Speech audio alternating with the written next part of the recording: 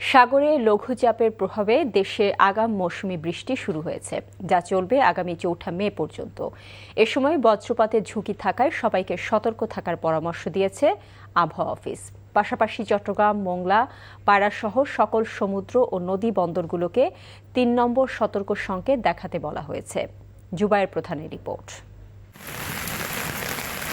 সারা দেশের উপর দিয়ে বয়ে যাওয়া কালবৈশাখী ঝড়ের প্রভাবে বিভিন্ন স্থানে মাঝারি থেকে ভারী বৃষ্টিপাত হচ্ছে।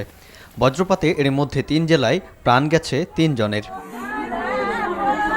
মধ্যরাত থেকে ঝড়ো বাতাসের সাথে টানা বৃষ্টি হচ্ছে ঢাকা, কুমিল্লা, বগুড়া, চাঁদপুর সহ দেশের বিভিন্ন স্থানে। বৃষ্টিপাতের কারণে এসব জেলাসহ দেশের বিভিন্ন স্থানের প্রধান প্রধান সড়কে সৃষ্টি হয়েছে জলাবদ্ধতা। বৈরী আবহাওয়ার কারণে চরম ভোগান্তিতে পড়েছেন রাজধানীর অফিসগামী মানুষ। সকাল থেকে তুমুল বৃষ্টিপাতের কারণে কোথাও কোথাও দেখা দেয় যানবাহনের সংকট। আবহাওয়া অফিসের তথ্য মতে আগামী ৩ থেকে ৪ দিন সারা দেশে বৃষ্টিপাত অব্যাহত থাকবে। বঙ্গোপসাগর উত্তাল থাকায় চট্টগ্রাম, মোংলা, পায়রাসহ সকল সমুদ্র ও নদীবন্দরগুলোকে দেখানো হয়েছে ৩ নম্বর সতর্ক সংকেত।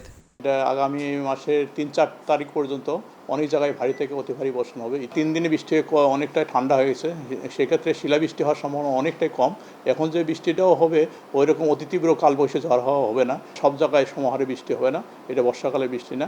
এবং যেদিক থেকে এটা বেশি সক্রিয় থাকবে সেসব জায়গাতে ভারী থেকে অতি ভারী বর্ষণ হবে। 4টা সমুদ্র বন্দরকে আমরা ৩ নম্বর স্থানীয় সতর্ক সংকেত দেখিয়ে যেতে বলা হয়েছে এবং আজকেও এই সংকেত বলবৎ থাকবে। অতিরিক্ত বৃষ্টিতে দেশের বিভিন্ন স্থানে ঘরবাড়ি ফসলের ব্যাপক ক্ষয়ক্ষতি হয়েছে। বিভিন্ন স্থানে উপড়ে পড়েছে শত শত গাছপালা। জুবায়ের প্রধান, এনটিভি নিউজ, ঢাকা।